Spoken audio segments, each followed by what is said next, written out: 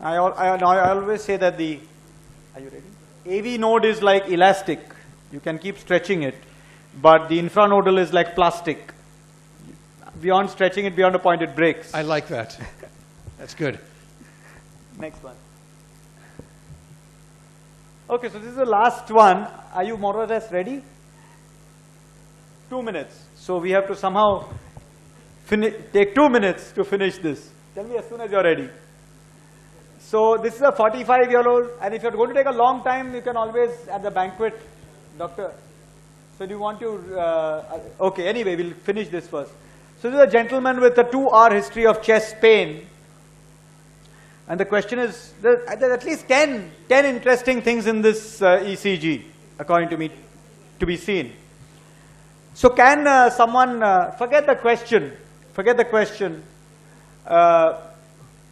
who's a postgraduate amongst here, Dr. Prabhakar? Who is amongst your bright postgraduates who will tell us all the abnormal things in this ECG?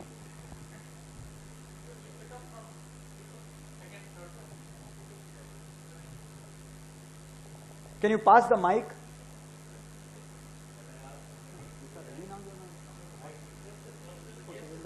Okay.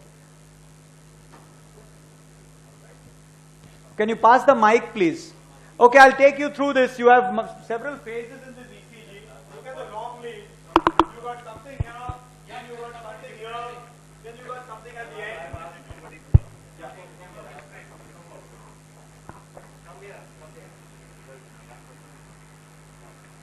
You can give him the mic, please. Yeah, you can speak from there. I'll point out. Okay, this 12 lead ECG, standardized, rate around. No marks for all that. Okay, sir. I'm just going approach wise. Paper speed, all that. No marks Yeah. for that. We have left axis deviation here. Now, which part are you looking at? Are you looking here? Are you looking in the center? Are you looking in the end? Frontal lead, sir. Frontal is where? Right in the beginning? Okay. Or AVR, AVL, AVF? Which one? AVF, sir. AVF. So you're looking here. Yeah. But I suggest you start looking from here. Okay. You know the sound It's of a good place to start. Okay. Let's start at the very beginning. A very good place to start. Okay, so let's start from here.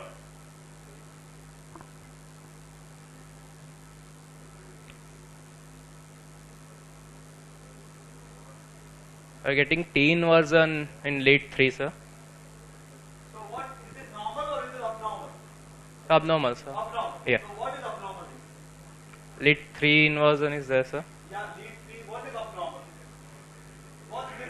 T wave inversion is there. So the T wave is inverted. Yeah. And what's this complex?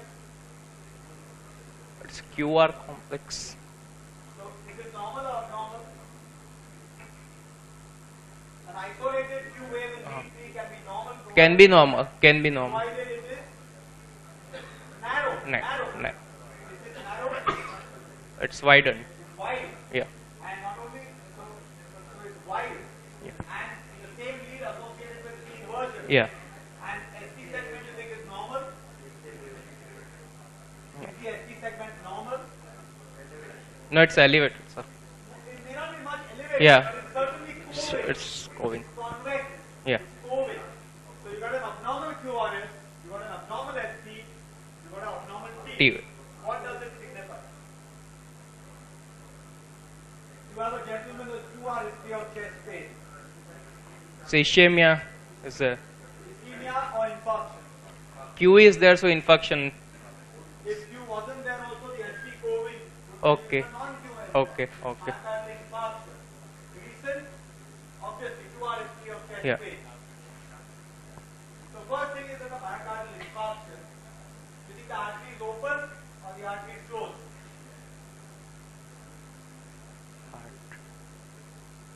If it's infarction, it must have started off with a closed artery, Yeah. but at this point in time when the ECG is recorded, is the artery open or is the artery closed? Why?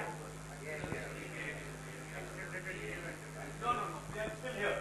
Okay. Not looking there. Okay. Because you have T inversion. Okay.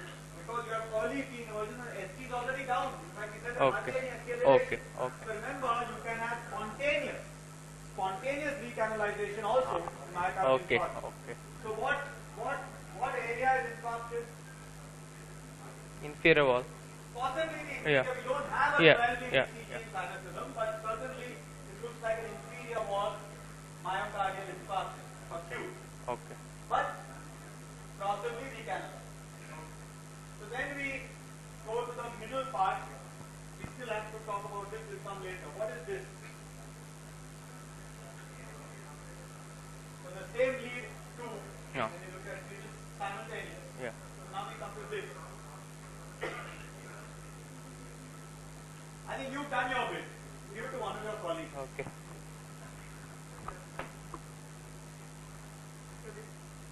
You can decide whom you want to give it to and just give it to one of them. Naresh will take. Yeah. You can sit there. You can sit there. Sir, there is prolonged QRS complex developing from there on. Yeah, the QRS is prolonged. It's wide. Wide. We use the term wide. We don't use prolonged. Prolonged is for interval. Wide QRS. Yeah.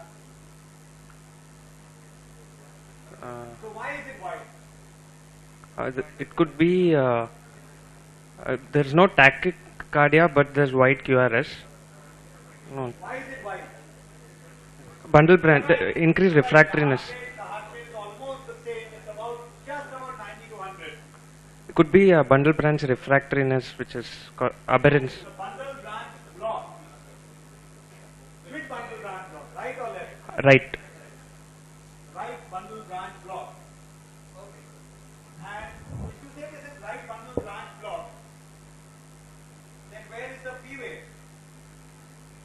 Because when you use the term right bundle branch block, the atrial activation goes to the AV node and then gets blocked. But there is no P wave. P wave Where is is the P wave? maybe hidden in the QRS. Then what's the rhythm? You're right, the P wave is hidden in the QRS. Junctional. Junctional rhythm. Then why a white QRS? You mean junctional rhythm with right bundle branch block.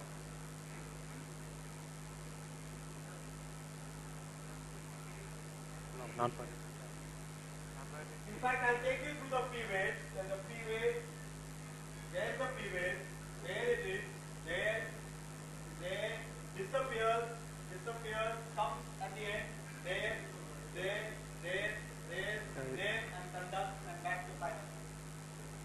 So what's happening? What type of rhythm is this? Where the P wave walks into the QRS and comes out of the QRS. What is this type of AV conduction called? You know, you can take a horse to the water, but you can't make him. there's Can't make him drink. After this thing, if you don't get the answer, then I'm afraid about your prognosis. Can you pass it to your colleague?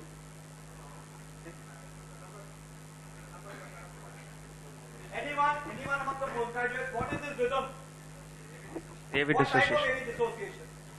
Isorhythmic. This is what you call isorhythmic. Isorhythmic. Two rhythms are competing with each other. The sinus rhythm is competing with this rhythm. So what is this rhythm then? If the sinus rhythm is competing with a wide QRS rhythm in a setting of acute myocardial infarction, what is that wide QRS rhythm called? Accelerated idioventricular rhythm. So it's an accelerated idioventricular rhythm. Possibly another accompaniment of reperfusion. And the AIVR terminates here, and you can see that it's coming from the inferior wall, where the infarct is. That's why it's negative in lead 2. And then you get back sinus rhythm. That still leaves us with two more beats. That still leaves you with this complex, but even more than that, it leaves you with this. What is this complex? What do you call this complex? It's a fusion. It's a fusion complex. It's preceded by a P wave. So part of the QRS, very small part is contributed by the normal conduction system. A larger part is contributed by the ventricular rhythm starting off. And typically AIVRs start off with late PVC. The PVC comes late in the cycle. It takes over and then it has disappeared. So what's the answer to the question? Do nothing. The answer to the question is do nothing. Dr. Green, you want to add anything over here? For fun, because it's fun for me. I'm not sure if it's fun for you. But let me just point something out. Does everyone here see the evidence of concealed retrograde penetration of the AV node? So there's two beats where the VV intervals are short because the PR intervals are long. This is fun. You see that the PP intervals are there. This is short. And this is short. So this is the P wave back here. The PR interval is long because that AIVR beat is dissociated, conducted into the AV node, but not up to the atrium, prolonging the AV conduction of the subsequent sinus feed. So the V is late because of the long PR interval. All I wanted to make out here is that electrocardiography can be fun. And there's way, way, way more in an ECG if you're willing to look at it. There's all sorts of stuff going on here that's great. But you can see it right there. So Did everyone follow that? In fact, I had not. So there are 12 interesting things then, not 10. Adding a couple. So that's concealed retrograde penetration. Because they're dissociated, the ventricular rhythm conducts back into the AV node, but not, it blocks in the AV node, and it makes the refractory period of the AV node longer so that the next sinus beat conducts slower. So the PR interval is long, which makes the V late, even though the sinus falls on time. Concealed retrograde penetration. And most likely there was a PVT or AIVR before this. Absolutely. So this one is a long PR. For sure. So I think in the next slide, we end with certain pearls in the treatment of tachycardias. This is what, these are my own homemade pearls.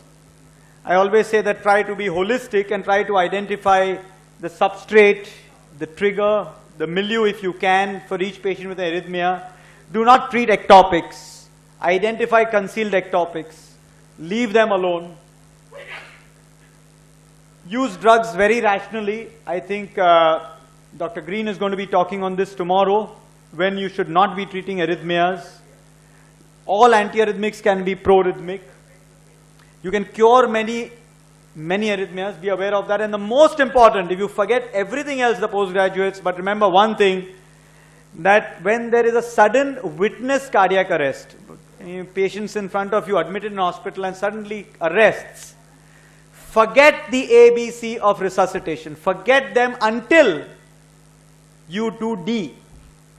That is, defibrillate the patient, because a witness cardiac arrest, until proved otherwise, is ventricular fibrillation, sudden collapse.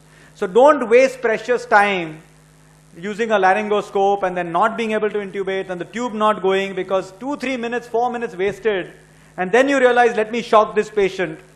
You've almost converted VF to asystole. That means a salvageable patient has become a non-salvageable patient. So in a witness cardiac arrest, run for the defibrillator and not the endotracheal tube. Dr. Green, you want to add any more pearls?